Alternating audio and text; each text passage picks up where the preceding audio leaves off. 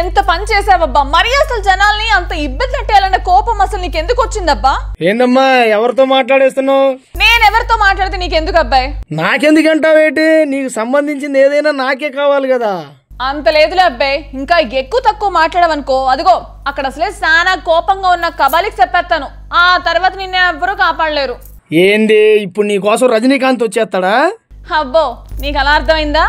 కబాలంటే ఎవరో ఆ కథ ఏంటో మీరే చూడండి.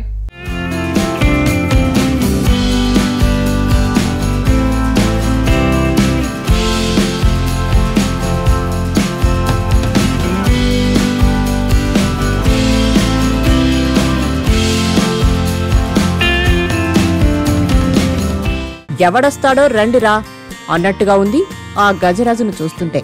తన టీవీతో ఏకంగా కేరళలో హైవేను దిగ్బంధించేసింది. ఒక చెట్టును రోడ్డుకు అడ్డంగా పడేసింది.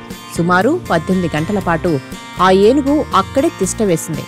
అటూ ఇటూ ఎలాంటి వాహనాన్ని వెళ్లనివ్వలేదు. ఎక్కడికక్కడ వాహనాలు నిలిచిపోవడంతో భారీగా ట్రాఫిక్ జామ్ అయింది. ఈ వీడియో ఇప్పుడు సోషల్ మీడియాలో వైరల్ అయ్యింది. కేరళలోని పాలక్కాడ్ జిల్లాలో ఈ సంఘటన జరిగింది. స్థానికంగా అలజడి సృష్టించే కబాలి ఏనుగు అడవిలోంచి నేషనల్ హైవే మీదకు వచ్చేసింది. మాంచి కోపం మీద ఉందేమో రోడ్డుకు అడ్డంగా ఒక చెట్టును పడేసింది.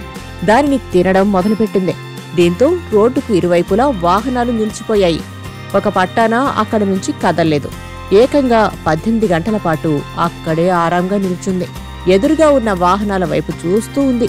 ఈ సమాచారం అందుకున్న అటవీ శాఖ సిబ్బంది అక్కడకు చేరుకున్నారు. ఆ ఏనుగును అక్కడి నుంచి తరమడానికి ప్రయత్నించారు. కానీ అది వారిపై దాడికి దిగింది.